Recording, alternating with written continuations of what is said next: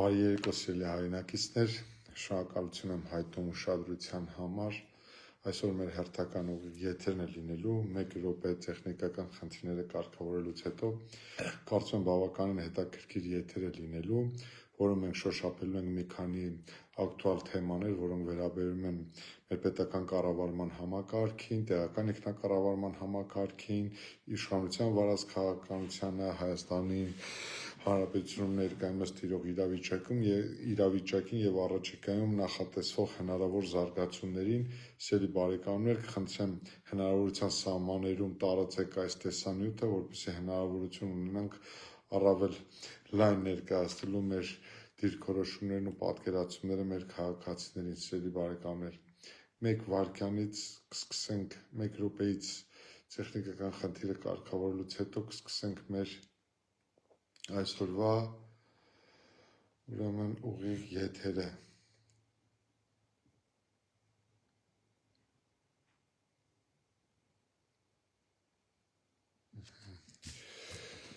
Բարի երեկո մեկ անգամ եւս, սիրելի բարեկամներ, անկեղծ ասած այսօրվա ուղիղ եթերի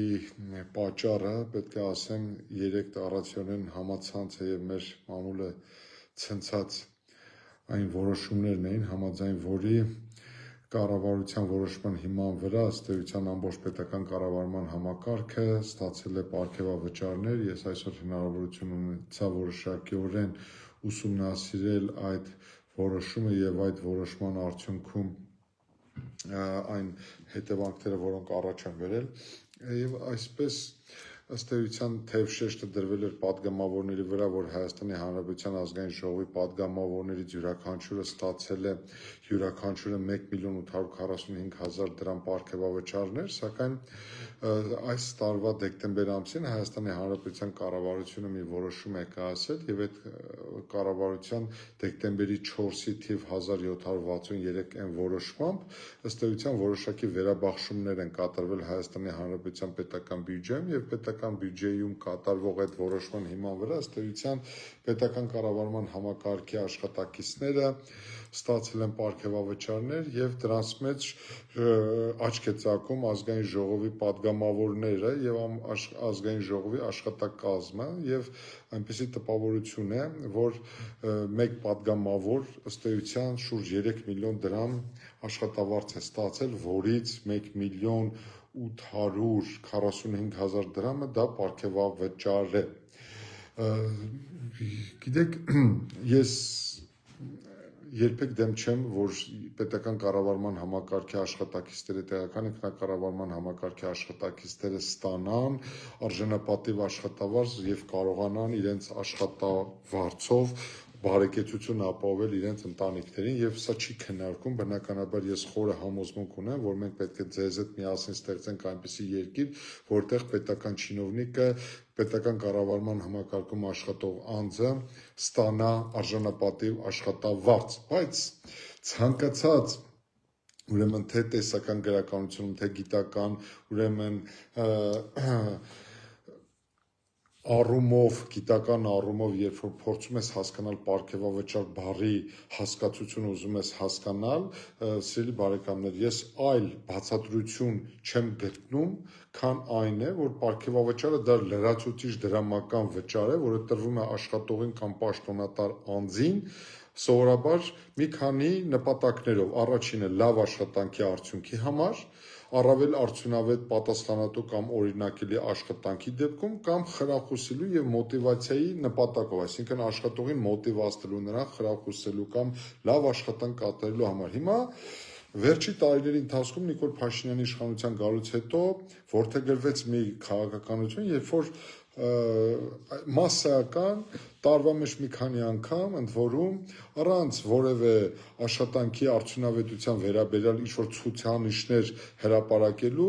ըստ էության մասսայաբար պետական բյուջեի միջոցները բաժանվում է պետական կառավարման համակարգի աշխատակիցներին։ Սա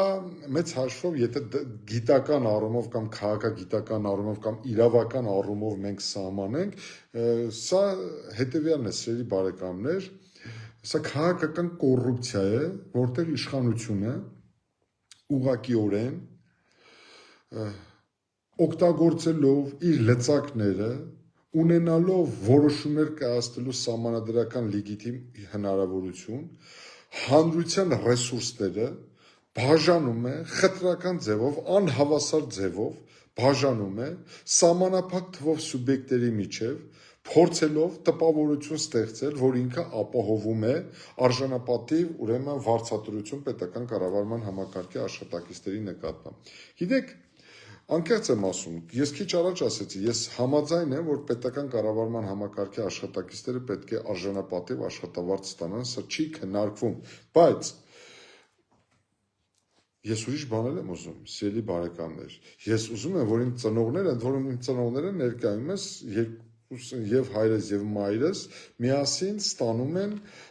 յուրաքանչյուր ամիս 80-ից 90 հազար դրամ թոշակ։ Երկուսը միասին, այսինքն նրանցից յուրաքանչյուրի թոշակը, կենսաթոշակը չի գերազանցում 40-45 հազար դրամը։ Ու իմ ծնողների նման շուրջ 600 հազար մարդ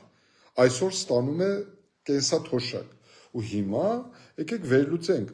Ես էլ եմ ուզում եմ, որ իմ ծնողներն ստանան արժանապատիվ կենսաթոշակ, զինծառայողները մեր ստանան ոչ միայն արժանապատիվ աշխատավարձ, այլև պահեստազորում գտնվող հազարավոր պահեստազորայիններ ստանան արժանապատիվ կենսաթոշակ։ Մեր գյուղացի, գյուղաբնակ, ուրեմն գյուղերում, մարզերում, հեռավոր դպրոցներում աշխատող ուսուցիչները հազարավոր, բացի ատեստավորման այդ ինքնախաբեություն ենթադրող գաղափարից ծրագրից ստանան իսկապես արժանապատիվ աշխատավարձ։ Ուզում եմ, որ մեր հաշվանդամները որևէ սոցիալական խնդիրներ չունենան, թե չէ ստացվում է մի իրավիճակ, սիրելի բարեկամներ, որ իմ համոզմամբ ըստ Նիկոլ Փաշինյանի իշխանության ու նրանց վարած քաղաքականության տրամաբանության Հայաստանը մի այնպիսի բացառիկ երկիր է, որտեղ ծառան պետք է ավելի շատ վաստակի, որտեղ իրենք են չի ասում են մենք մեր ժողովրդի ծառաներն ենք։ Նիկոլ Փաշինյանը իր նախարարների, ազգային ժողովը իրենց падգամավորներով, մնացած բոլոր պետական կառավարման համակարգի մեր հարգարժան ներկայացուցիչները ասում են մենք մեր ժողովրդի ծառաներն ենք, բայց ասում են մենք ծառաները պետք է ավելի շատ վաստակեն եւ ամեն ամիս պարգևատրվեն ծառաները, իսկ գործատուն ճակերտավոր տվյալ դեպքում հարկեր վճարող 100 հազարավոր քաղաքացիները, կենսաթոշակառուները, ծերերը, հաշմանդամները, զինծառայողները, ուսուցիչները, մանկավարժները, դասախոսները, դասախոսական անձնակազմը, գիտության ոլորտում հարյուրավոր տաղանդավոր մարդիկ շարունակեն իրենց չարքաշ կյանքը, այն դեպքում, երբ իրենց հրապարակած վիճակագրական տվյալների համաձայն Հայաստանում աղքատության մակարդակը 23% է։ Եվ ընդ որում ստանալու հետ մեկտեղ այս աշխատավարձի ֆոնին Նիկոլ Փաշինյանի իշխանությունը ինչ է քարոզում իր քարոզչամեծիայով, որ այդ գործատուն ճակերտավոր մեր ժողովուրդը պետք է ծափահարի նրանց հաջողություններով։ Լուրջ ես ասում, լուրջ ես խոսում Նիկոլ ջան։ Ինչի համար պետք է ծափահարի։ Մեծ հաշվով սիրելի բարեկամներ, եթե այս էմոցիայից դուրս գանք, ինձ համար մեծագույն վիրավորանք է, երբ որ այսպիսի պայմաններում հանրային ռեսուրսը այսպես մսխվում է, այսպես անհավասար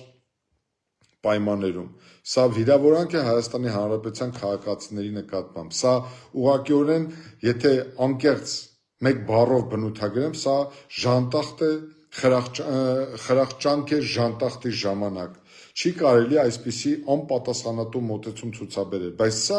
վստահեցնում եմ ձեզ, սա նաև մեր հասարակության անտարբերության, մեր հասարակության հանդուրժողականության, Նիկոլ Փաշինյանի իշխանությանը համարժեք առավել ազդեցիկ քաղաքական ընդդիմության բացակայության հետևանք է։ Այս մարդը ինչ ուզում անում է ժողովուրդ ջան, ինչ ուզում է իր որոշումներով, ում ուզում է, երբ ուզում է, պարգևատրում է, խրախուսում է, պատժում է, չգիտեմ, ֆինանսական միջոցներ է հատկացնում։ Սա լավ բանի չի բերելու, ես մի քանի անգամ վերջին շրջանում խոսում եմ այս մասին եւ կրկնում եմ, սա լավ բանի չի բերելու։ Այն ֆոնին կրկնում եմ, երբ որ Հայաստանի Հանրապետությունում մենք 23-ից 25% աղքատություն ունենք, այս իրավիճակում նման շռայլորեն պարգևատրել միմյանց առավել եւս անարդյունավետ աշխատանքի համար կամ չերևացող աշխատանքի համար կամ չգիտեմ որ աշխատանքի համար լավ կլինի որ այդ աշխատանքի հաշվետվությունը դուք ներկայացրեք հիմա քիչ մի քանի ուրեմն ցախողված ծրագրերի մասին կվերհիշեցնեմ որովհետեւ այս տարվա ընթացքում ես բազմաթիվ անգամներ եմ խոսել չիրականացված խոստումների եւ ցախողված ծրագրերի մասին այդ ինչի համար եք դες պարգևատրում որ կատարված աշխատանքի համար ինչ է տեղի ունեցել այդ ինչ շռնդալի շրջադարձային փոփոխություններ ու զարգացումներ է ապրել Հայաստանը առավել եւս օրենսդիր մարմին այդ ինչ օրենսդիր գործունեություն է իրականացել որ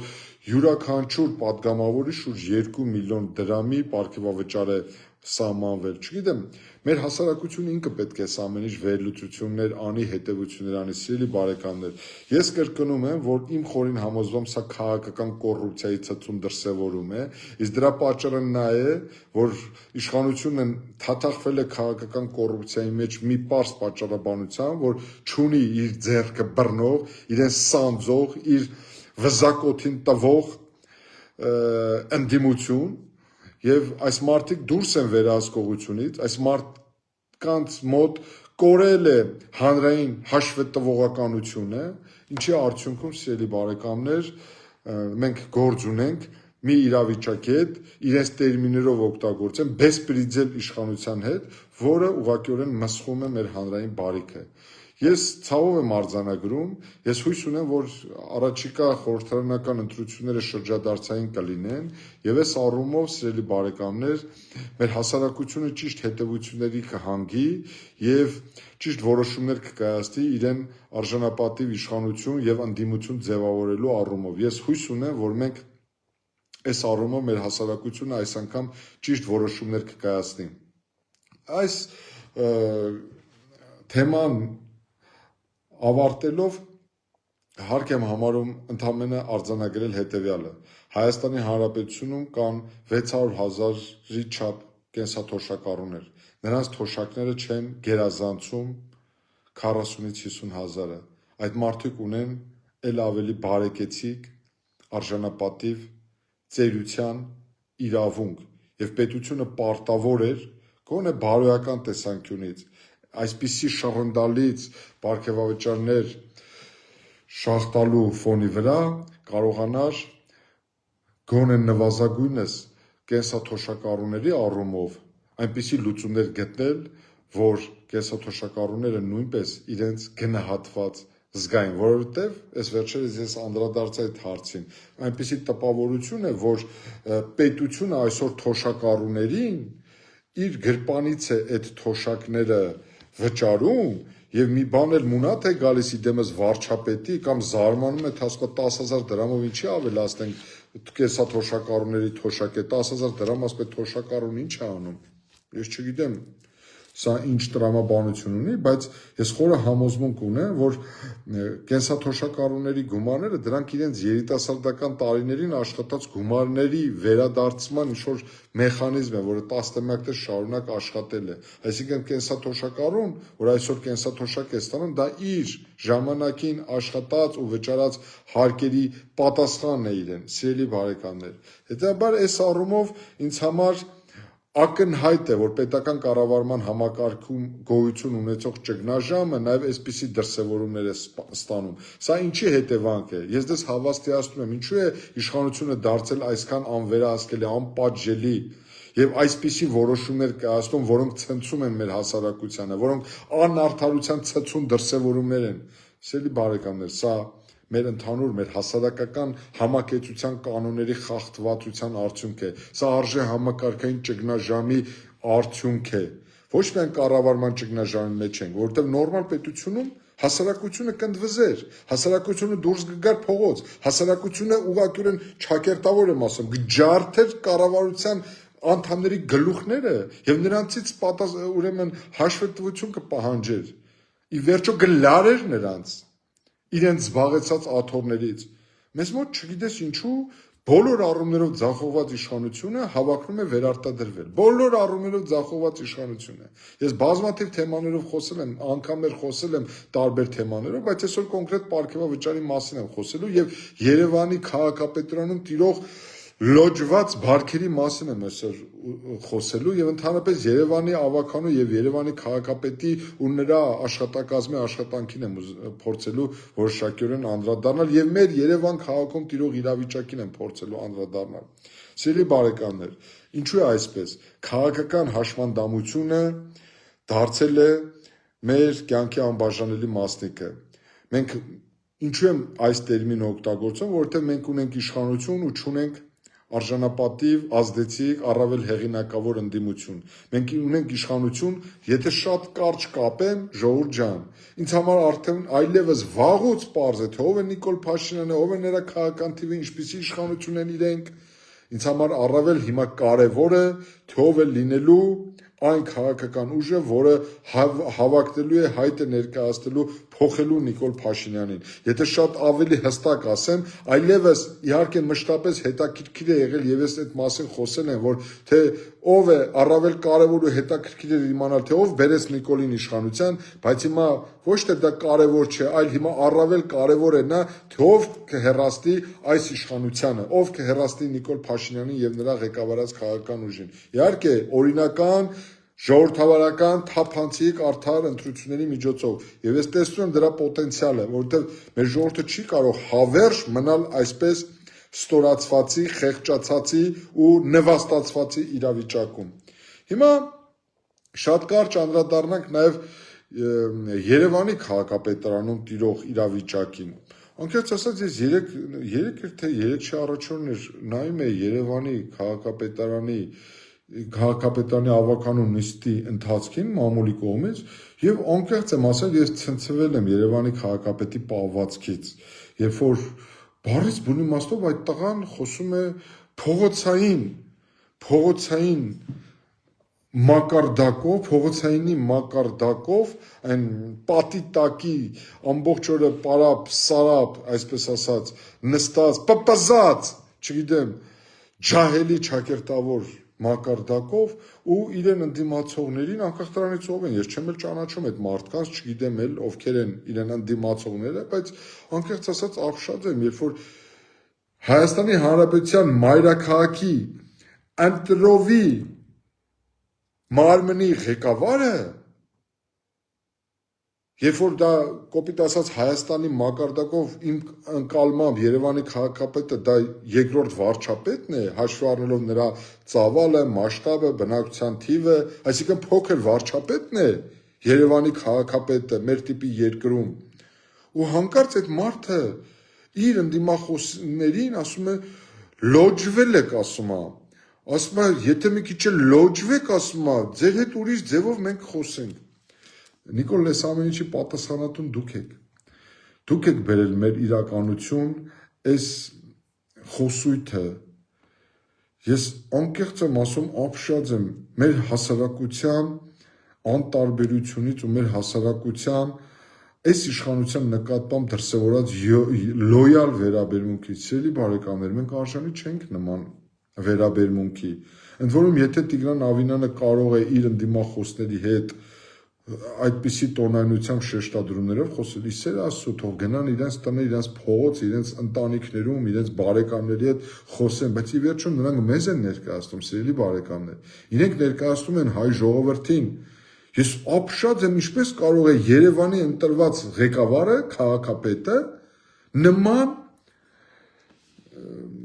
բառապաշար ունենալ, նման, չգիտեմ, տոնայնությամբ խոսել իր ընդդիմախոսների հետ։ Նույնիսկ եթե այդ ընդդիմախոսները ամենաանհեթեթ կամ անիմաստ ինչ-որ թեմաներ են արծարծել, ես չեմ կարող ասել։ Սա խոսում է մեր քաղաքական մշակույթի գահավիժման մասին, սա խոսում է քաղաքական պայքարի այլասերման մասին։ Սա գիտեք ինչի է հետևանք է։ Սա նրա հետևանք է, որ Նիկոլ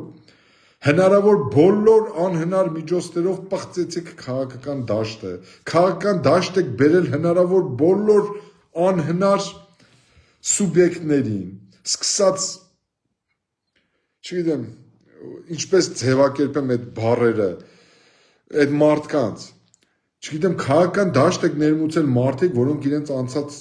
ճանապարհով, իրենց հետագծով, իրենց կենսագրությամբ, բացառապես ապաքաղաքական տարեր են, որևէ առնչություն չունեն քաղաքական գործունեության հետ, պատկերացում չունեն քաղաքական գործընթացներից, քաղաքական միտք կրողներ չեն, կալողներ են, ես որևէ ենթատեքստ պարունակող բան չունեմ ասելու, բայց կան իսկապես մարդիկ, որոնք ուղղակիորեն արժե զրկեցին, հեղինակը զրկեցին պետական ու քաղաքական գործչի կարգավիճակն է, դրա իդեալը, դրա տեսակը, որովհետև քաղաքական գործչի, պետական կառավարման համակարգը ներկայացնողի թիվ 1 կոչումն ու առաքելությունը դա պատասխանատվությունն է իր զբաղեցած դիրքով, իր ժողովրդին եւ իր քայլերի, իր աշխատանքի արդյունավետությունն է։ Փոխանակ այս մարդիկ Տիգրան Ավինյանը այդպես մեծ խոսալու փոխարեն, այդպես իրոք լոջված, կներեք ձեր տերմին եմ օգտագործում, լոջված խոսելու փոխարեն, բարի լինի հիմա հաշվետվություն ներկայացնի, թե ինչու է մեր քաղաքի աղտոտվածությունը այսքան սարսափելի չափերի, ինչ եղավ Նուբարաշենի աղբի, ուրեմն այդ նոր աղբավայրի կառուցությունը, ինչ եղավ Նյու Յորքի այգու նման Երևան քաղաքում այգու կառուցելու խոստումը, ինչ եղավ մետրոյի կայարանը, հարյուրավոր խոստումներ, ինչ եղավ, որ փոշի ասեցին, ուղղակի մեր ժողովրդին հերթական անգամ խաբեցին, սիրելի բարեկամներ, ու մեր ժողովուրդն էլ հերթական անգամ տուրք է տալիս այդ խաբելուն ու այդ խաբկանքին։ Ընդ որում, ես Երևանի բնակիչ եմ, ես հիմա տեսնում եմ մեր Երևանի խցանումները, ոչ մի ստրատեգիական ծրագիր պատասխանատուների կողմից չի ներկայացվում, թե ինչպես է տեսնում Երևանի իշխանությունը, Երևանում ամեն օր նյարդ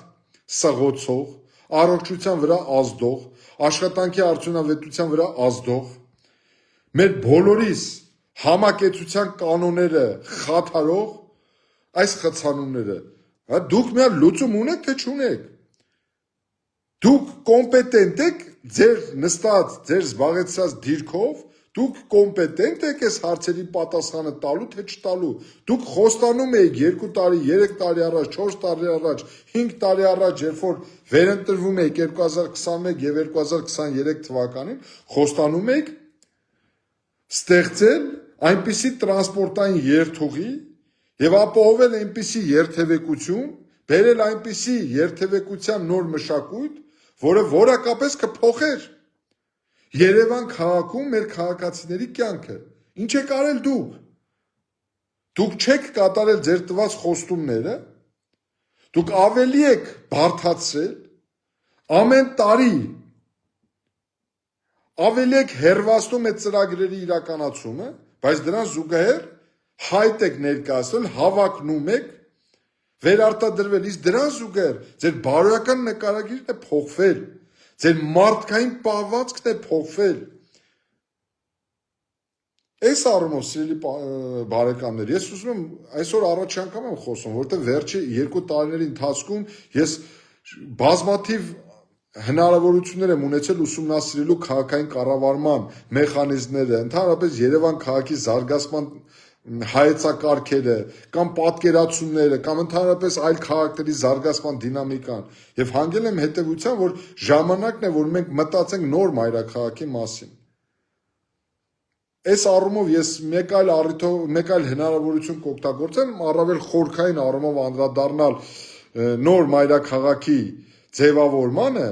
ես ընդհանրապես մի բան ասեմ, որ վերջերս մի պատմաբանի ուսումնասիրության էի ծանոթանում, երբ որ Խորհրդային Միության ժամանակ դեռևս մեր Հրազդան քաղաքը դիտարկվել է որպես այլընտրանքային մայրաքաղաք, եւ կարծում եմ, որ մեր երկրի համաչափ զարգացումը, մեր ստրատեգիական զարգացումը ապահովելու համար մենք վաղ թե ուշ պետք է անդրադառնանք Հայաստանի նոր մայրաքաղաքի ձևավորման խնդրին, ինչը իհարկե ահռելի մեծ մասնագիտական, ակադեմիական, քաղաքագիտական, պատմական, բարոյական առումներով լրջագույն ուսումնասիրության, վերլուծության, հետևությունների եւ եզրակացության կարիք է զգացում, բայց իմ կարծիքը հետեւյալն է. աշխարհի տարբեր երկրներ գնացել են այդ ճանապարհով։ Նույնը մեր հարևան Թուրքիան,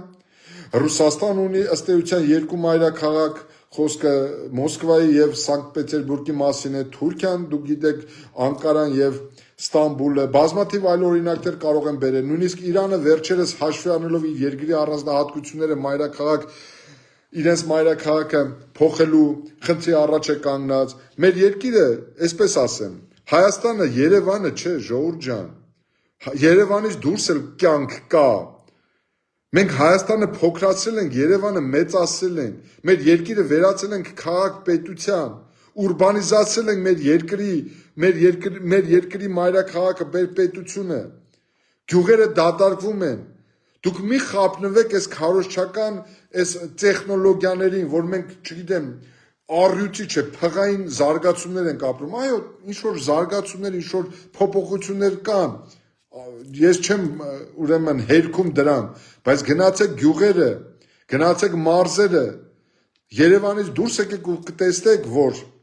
Երևանը դա Հայաստանը չէ։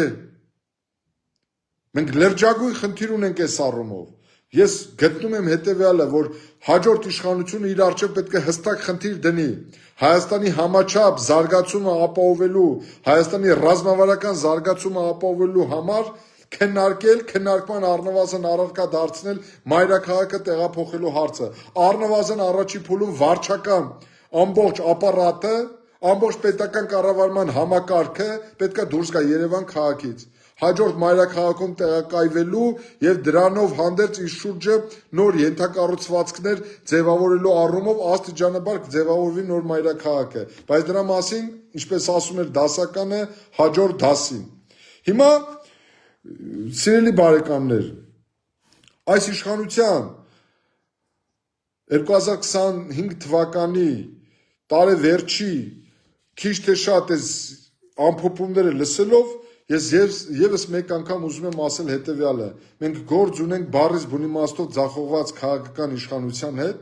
այսօր էլ թե երեկ էլ Հայաստանի Հանրապետության վարչապետը խոստովանեց, որ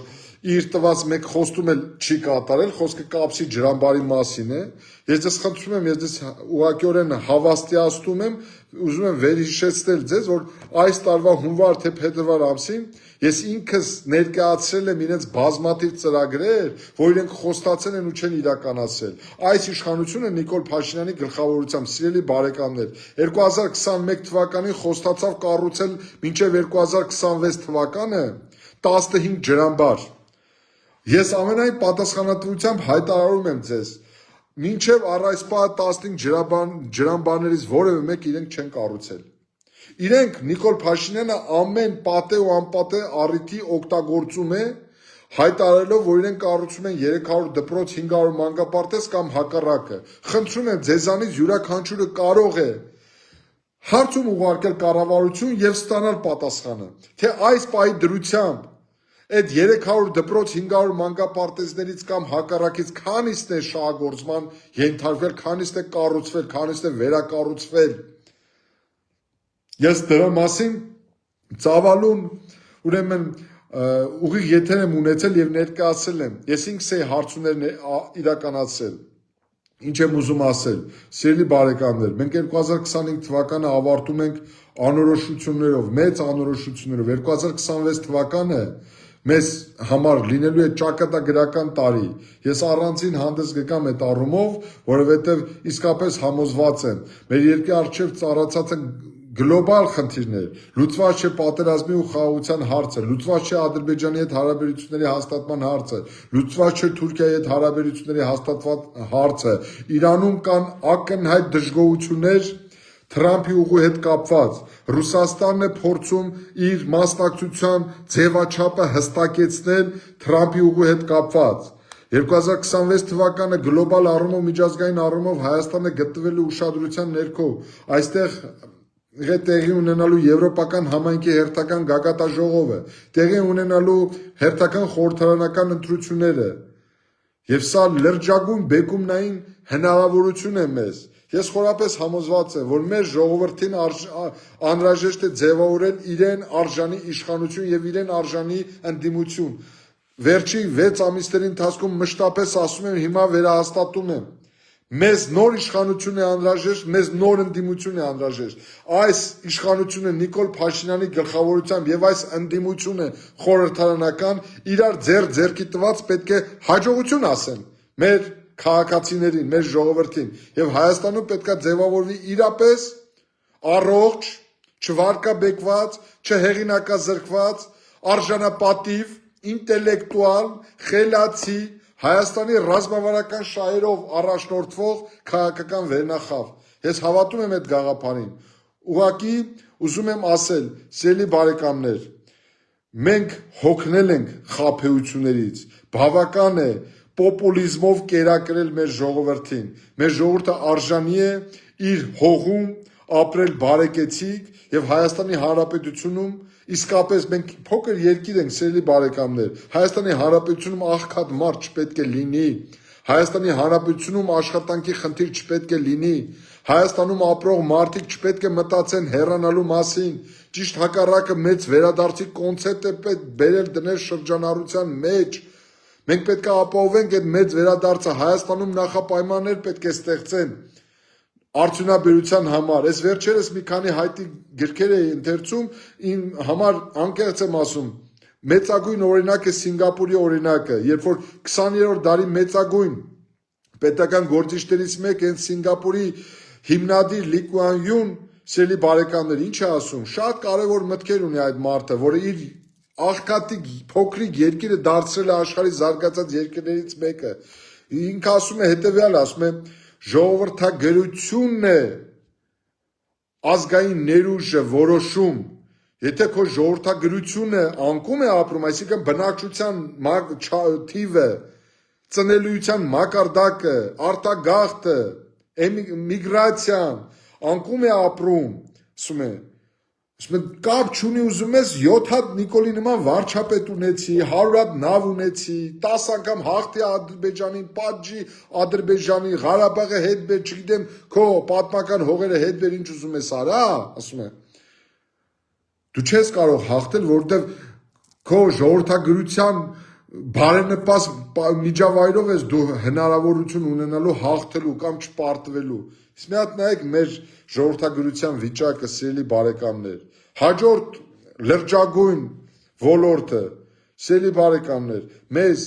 արդյունաբերությունն է անհրաժեշտ։ Առանց արդյունաբերության, ես մեր կուսակցության հիմնադիր համագումարել եմ ասել, առանց արդյունաբերության Հայաստանը չի ապրի, չի շնչի։ Մեզ որակապես այնպիսի արդյունաբերություն է անհրաժեշտ, որը մուլտիպլիկատիվ էֆեկտով կստեղծի ենթակառուցվածքներ, աշխատատեղեր, կստեղծի նոր մթնոլորտ, որակապես նոր Հայաստան։ Իսկ վերջի 5 տարիների ընթացքում, 7 տարիների, 8 տարիների ընթացքում Նիկոլ ջան, քանի գործարան եք բացել, քանի աշխատատեղ եք ստեղծել։ Այս վերջերս խոսում էր աշխատատեղերի մասին, սա էլ ասեմ, այսօր ավարտեմ, սիրելի բարեկամներ։ 1 ամիս առաջ Նիկոլ Փաշինյանը հայտարարում էր, որ Հայաստանի Հանրապետությունում 2017 թվականի վերջից, այսինքն 2018 թվականի ըստ էության իր իշխանության գալուց հետո, Հայաստանի Հանրապետությունում մինչև 2025 թվականի նոյեմբեր ամիսը ուշադրություն դարձրեք, ստեղծվել է 223,000 աշխատատեղ։ Այսինքն ըստ Նիկոլ Փաշինյանի Հայաստանում տարեկան 30,000-ից ավել աշխատատեղ է ստեղծվել։ Այսինքն ըստ Նիկոլ Փաշինյանի Հայաստանում ամեն ամիս 3,000 նոր աշխատատեղ է ստեղծվել։ Մի հատ ցույց կտաք այդ աշխատատեղերը, մենք էլ տեսնենք էլի։ Մենք էլ տեսնենք, ձեզ էլ ծափահարենք, ասենք բրավո։ Անկեղծ սիրելի բարեկամներ, սիրելի հարազատներ, ես ողջամտության հորդոր եմ անում ձեզանից յուրաքանչյուրին։ Անկեղծ եմ ասում, սիրտս ցավում է։ Ես ուզում եմ, որ մեր հասարակությունը ավելի լավ ապրի, մեր ժողովուրդը ավելի լավ ապրի, մեր պետությունը ավելի զարգանա, բայց ցանկությունը բավարար չէ։ Մենք ընկել ենք մի փակուղու մեջ, որից դուրս գալ է պետք։ Բարին ընձեզ, այս պահին Հայաստանի Հանրապետության պետական սահմանները հսկող բոլոր զինվորներին իմ ողջույններս, խոնարհում ես իրենց առաջ, Փառք ու պատիվ նրանցից յուրաքանչյուրին, սպայից, զինվորից վերջացած մինչև վերջի գեներալը։ Հայոց բանակը մեր ամենակայացած իր բոլոր թերություններով հանդերձ արժեքներից մեկն է, եւ ես իսկապես սիրում եմ մեր բանակը։ Եվ խոնարհում ես Հայաստանի Հանրապետության ու մեր հայրենիքի համար իրենց կյանքը զոհած բոլոր հայրենիների լուսավոր հիշատակի առաջ։ Լավ մնացեք, սիրելի բարեկամներ, առաջիկա օրերին էլի առիթ կունենանք ձեզ հետ հանդիպելու, իսկ 26 թվականը իսկապես շրջադարձային է լինելու բոլորիս համար։ Բարին ձեզ, խաղաղություն բոլորիս, բարի գիշեր ձեզ, սիրելի բարեկամներ, կխնդրեմ հնարավորության սահմաններում տարածեք այս տեսանյութը։ Բարի գիշեր ձեզ։